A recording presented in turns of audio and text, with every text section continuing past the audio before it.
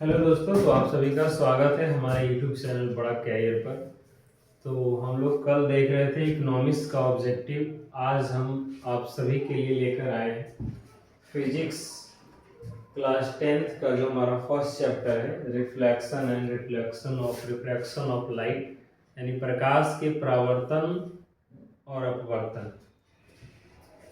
इसमें हम लोग देखेंगे 30 ऑब्जेक्टिव को आज, बाकी जो भी और ऑब्जेक्टिव्स है वो हम लोग 30-30 करके अलग अलग वीडियो में देखेंगे। तो चलिए हम लोग अब शुरुआत करते हैं। फर्स्ट सवाल इसमें कहता है कि प्रकाश की किरण गमन करती है, यानी प्रकाश की किरण कैसे गमन करती है। ऑप्शन हमारे पास है सीधी रेखा में, टेढ़ी रेखा में, या किसी भी दिशा में, या इनमें से कोई। तो हम सभी जानते हैं कि प्रकाश की रेखा जो हमारा है वो सीधी रेखा में गमन करती है, यानी ए हो गया हमारा इसका आंसर। प्रकाश का वेग न्यूनतम होता है किस माध्यम में। हम लोग जानते हैं कि प्रकाश का वेग जो है निर्वात में, यानी निर्वात कहे या हवा में, जो हमारा है 3 × 10⁸ मीटर पर सेकेंड है, जो कि सबसे अधिक है।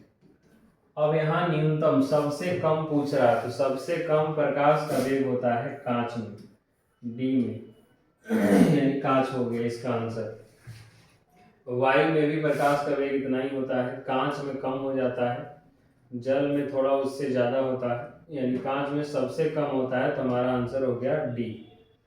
कहता है मोटर गाड़ी के चालक के सामने, आप सभी देखे होंगे कि जो हमारे चालक होते हैं, ड्राइवर साहब जिनको कहते हैं, उनके सामने भी एक ऊपर में शीशा लगा हुआ रहता है, जिसके माध्यम से वो पीछे की चीजों को देखते हैं। वही चीज यहाँ पे बात कर रहे हैं कि गाड़ी के चालक के सामने जो शीशा लगा हुआ रहता है वो कौन सा होता है। तो कौन सा दर्पण होता है, समतल दर्पण होता है, उत्तल दर्पण होता है, या फिर हमारे पास अवतल दर्पण होता है, या उत्तल लेंस होता है। यहाँ दर्पण होगा उत्तल दर्पण, तो हम लोग इसका आंसर करेंगे उत्तल दर्पण। अब कहता है मोटर कार के हेडलाइट में किसका उपयोग किया जाता है। हेडलाइट करने का मतलब है जिसमें हम लोग लाइट जो होता है, बल्ब, जिसे रात के अंधेरे में हम लोग जो जलाते हैं लाइट, उसमें कौन सा बल्ब मिरर होता है, तो उसमें जो होता है वो अवतल दर्पण लगा होता है। तो इसका आंसर हो जाएगा सी, 4 का आंसर हो जाएगा आपका सी। अब हम लोग आगे आते हैं, 5 नंबर सवाल करता है इस समतल दर्पण द्वारा बना प्रतिबिंब कैसा होता है। जो हम लोग दर्पण जिसमें चेहरा देखते हैं, या फिर समतल दर्पण कह रहा है, प्लेन मिरर, वो हमेशा काल्पनिक प्रतिबिंब बनाता है, और काल्पनिक प्रतिबिंब जो होता है वो सीधा होता है, और वास्तविक प्रतिबिंब जो होता है वो उल्टा प्रतिबिंब बनता है। तो इस चीज को भी ध्यान रखेंगे। इसका आंसर हो जाएगा बी। 6 नंबर सवाल कहता है कि लेंस की क्षमता का एसआई मात्रक क्या होता है। एसआई मात्रक यानी यूनिट पूछ रहा है इसमें आपसे, तो इसका यूनिट होता है डायोप्टर, जिसको हम लोग डी कहते हैं। तो इसका आंसर हो गया डायोप्टर। अब हम लोग नेक्स्ट सवाल की ओर बढ़ते हैं, 7 नंबर। 7 नंबर कहता है कि प्रकाश की किरणों का पथ दर्शाने वाले चित्रों को क्या कहा जाता है। प्रकाश की किरण का जो पथ होता है उसको जो चित्र को दर्शाता है उसको क्या कहते हैं हम लोग, उनको कहते हैं किरण आरेख।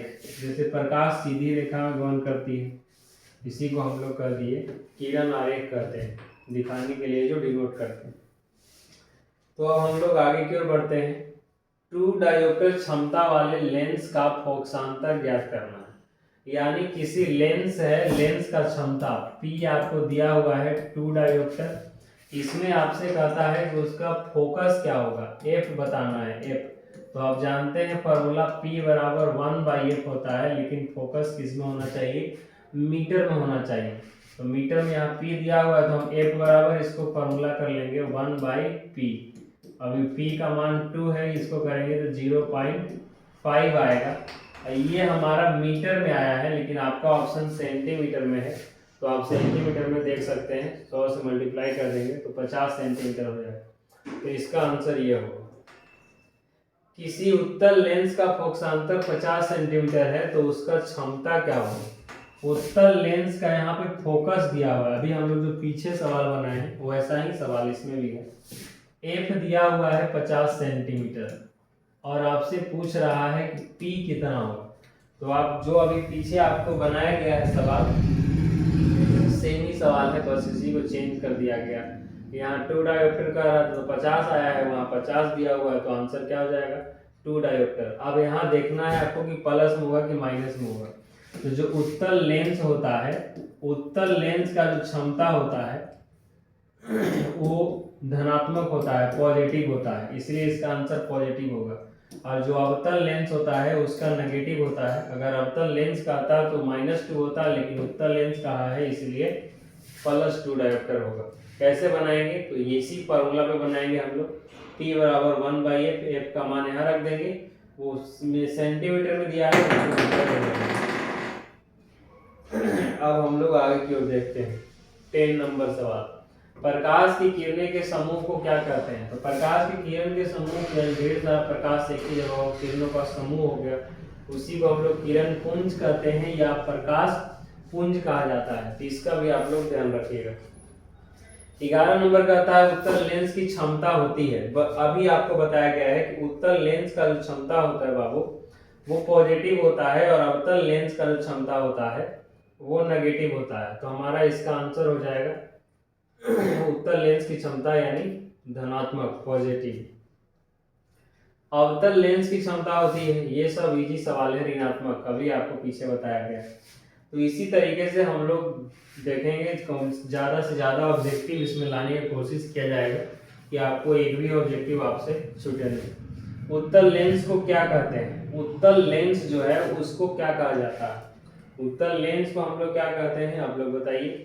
उत्तल लेंस को हम लोग अभिसारी लेंस कहते हैं। अपसारी लेंस उसको कहा जाता है जो प्रकाश की किरणों को फैला दे, अपसारित हो जाए। अभिसारी मतलब जो मोड़ दे, और उत्तल लेंस वही काम करता है कि ये प्रकाश की किरण जो होता है इसको मोड़ने का काम करता है, इसीलिए इसको अभिसारी कहा गया है। लेकिन यही अगर अवतल लेंस कहता तब वो क्या हो जाता, प्रकाश की किरण को अपसारित कर देता है। अपसारित होना मतलब फैल जाना होता है, अभिसारी होना मतलब सिकुड़ जाना यानी ये किसी बिंदु पर मिला देता है इसको ला करके। तो इसका आंसर ए हो जाएगा 13 नंबर सवाल का। 14 नंबर सवाल क्या है, उत्तल लेंस को क्या कहते हैं। जब अवतल लेंस को अभिसारी कह रहे हैं तो उत्तल लेंस को अभिसारी कह रहे हैं तो अवतल को क्या कहेंगे बाबू, अपसारी। तो आंसर इसका सी हो जाएगा, तो आप इसका भी ध्यान रखिए।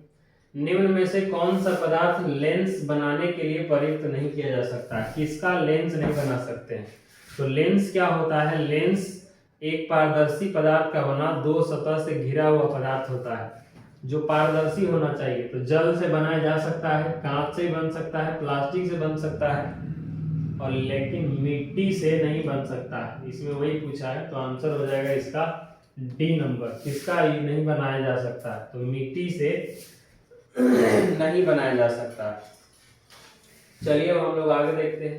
किस दर्पण में हमेशा वस्तु से छोटा प्रतिबिंब बनता है। उत्तल दर्पण में, उत्तल दर्पण किसी भी वस्तु का हमेशा छोटा प्रतिबिंब बनाता है, इसीलिए हम लोग इसको साइड मिरर के रूप में चालक के सामने लगाते हैं ताकि हमको पीछे का विस्तृत क्षेत्र छोटा रूप में हमको दिखाई दे, जिससे हमें गाड़ी चलाने में आसानी हो। किस दर्पण से वस्तु का प्रतिबिंब बड़ा बनता है, तो अवतल दर्पण से। अवतल दर्पण से वस्तु का प्रतिबिंब बड़ा बनता है, इसीलिए इसका आंसर हो जाएगा अवतल दर्पण यानी बी। प्रकाश के परावर्तन के कितने नियम है, ये सब बहुत आसान है, 2 नियम है। पहला नियम क्या है बाबू, आपतित किरण परावर्तित किरण, आप लोग जानते होंगे। आपतित किरण, परावर्तित किरण तथा आपतन बिंदु पर जो अभिलंब खींचा गया है, ये तीनों एक ही तल में होता है, यानी एक ही सतह पर होता है। इसी को हम लोग कहते हैं परावर्तन के फर्स्ट नियम। ये हमारा आपतन बिंदु हो गया, ये आपतित किरण, परावर्तित किरण और यह विलंब हो गए। ये कोई प्लेन सतह होता है, मिरर भी ले सकते हैं। दूसरा क्या है, आपतन कोण यानी कोणाई बराबर कोणार्य, दोनों का मान आपस में बराबर होता है। तो यानी इस 2 नियम है और 2 हो गए। कहता है जब प्रकाश से किरण हवा से कांच में प्रवेश करती है तो मुड़ जाती है। आप लोग जानते हैं कि ये हमारा हवा हो जाए, अगर नीचे हम लोग कहाँ दे दे, कांच में प्रवेश करती है, तब क्या होगा। तो सघन माध्यम और विरल माध्यम दोनों आपको पढ़ाया गया है। तो जैसे ही हम लोग किस में से आते हैं, ये हमारा हो जाएगा सघन माध्यम, भी हो जाएगा विरल माध्यम। तो यहाँ जा रहे हैं किसमें, हवा से कांच में जा रहे हैं, तो ये प्रकाश के जो किरण है उसको मोड़ देगा अभिलंब की ओर, तो अभिलंब की ओर मुड़ जाएगा, यानी अभिलंब के निकट। आंसर हो जाएगा बी नंबर। तो इसका भी ध्यान रखना है। 19 नंबर का आपका आंसर हो गया बी। 20 क्या कहता है, फोटोग्राफी कैमरा का अभिदृश्यक होता है। फोटोग्राफी जो होता है उसमें अचानक से लाइट आता है, लाइट जिससे टकरा करके निकलती है, वो उसके बारे में पूछ रहा है, क्या होता है। फोटोग्राफी कैमरा का अभिदृश्यक जो लेंस है, उसमें लेंस के बारे में पूछा जा रहा है।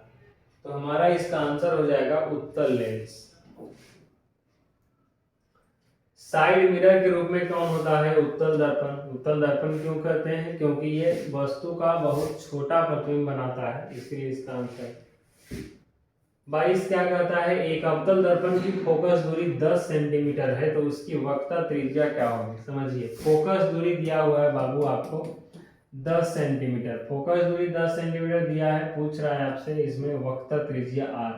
तो आप जानते हैं हमारा कि फॉर्मूला होता है हम लोग का F बराबर r/2, F बराबर r/2 होता है, लेकिन यहाँ हमको F दिया है 10, r पूछ रहा है, 10 दूनी 20 सेंटीमीटर हो जाएगा, वही आंसर। तो r बराबर हो गया बाबू 20 सेंटीमीटर। तो इस तरीके से हल्का हल्का सवाल आपसे रहेगा। आपको बस क्या करना है, एग्जाम में पेशेंस बनाए रखना है, और पेशेंस बना करके आप आराम से सवाल कर सकते हैं। 80 ऑब्जेक्टिव में टोटल आपको 40 बनाना है, और उस 40 को आप आराम से रंग सकते हैं टाइम लेकर के। थोड़ा टाइम लगे तो लगे, लेकिन 40 ऑब्जेक्टिव आपका बिल्कुल सही होना जरूरी है, तभी आप एक अच्छा नंबर उसमें हासिल कर पाएंगे, यानी ला पाएंगे। निर्गत किरण एवं अभिलंब के बीच को कौन क्या कहते हैं, निकलने वाली किरण, उसी को निर्गत किरण कह रहे हैं, और उसका अभिलंब के बीच का निर्गत कौन हो जाएगा। ये सब आसान आसान सवाल रहेगा। सरल सूक्ष्मदर्शी में किसका उपयोग किया जाता है, तो सरल सूक्ष्मदर्शी में हम लोग उपयोग करते हैं उत्तल दर्पण का, तो इसका आंसर बी हो जाएगा। 25 नंबर कहता है, किस लेंस के द्वारा सिर्फ काल्पनिक प्रतिबिंब बनता है, यानी कौन सा ऐसा लेंस है जो सिर्फ और सिर्फ काल्पनिक प्रतिबिंब बनाता है। तो हमारा यहाँ हो जाएगा अवतल। अवतल लेंस जो है वो काल्पनिक प्रतिबिंब बनाता है, काल्पनिक प्रतिबिंब बनाता है, इसलिए आंसर हो गया हमारा। 28 नंबर जो हमारा सवाल है वो क्या कह रहा है 28 नहीं 26 है ना।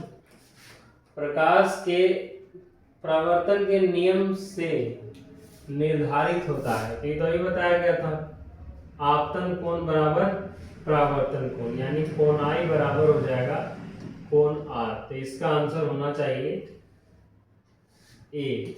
26 का आंसर आपका हो जाएगा ए हो जाएगा। परावर्तन के नियम से निर्धारित होता है, परावर्तन नियम, परावर्तन कोण बराबर अपवर्तन कोण, नहीं इसमें क्या है, परावर्तन के नियम से निर्धारित होता है आपतन कोण बराबर परावर्तन कोण, यानी ये जो हम लोग देख रहे थे, ये आपतन कोण हो गया I और ये कोण R हो गया परावर्तन कोण, क्योंकि आपतित किरण और विलंब के बीच आपतन कोण होता है, परावर्तित किरण और विलंब के बीच परावर्तन कोण होता है, इसलिए आंसर इसका ए होगा।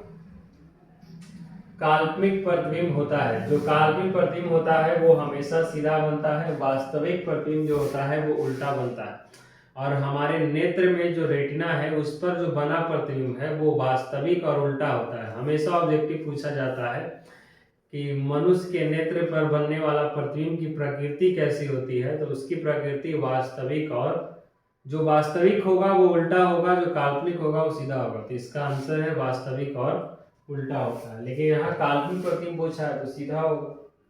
28 कहता है कि लेंस में मुख्य फोकस की संख्या कितनी होती है। लेंस के बारे में अगर बोला जाए फोकस, तो लेंस में 2 फोकस होता है बाबू। अगर हम प्रकाश को इधर लेफ्ट साइड से भेज देते हैं तो हमारा एक फोकस इधर आ जाता है, लेकिन कोई बच्चा कहे कि नहीं सर हम इसको इधर से नहीं भेजना चाहेंगे, हमारा जो लेंस है हम इसमें लाइट इधर से भेजें, कोई बात नहीं इधर से भेज देगा।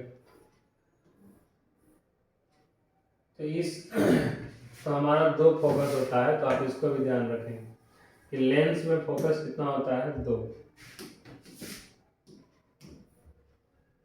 अब सर्च लाइट में परावर्तक सतह होता है अवतल, टॉर्च वगैरह जो है उसी को सर्च लाइट कर दिया।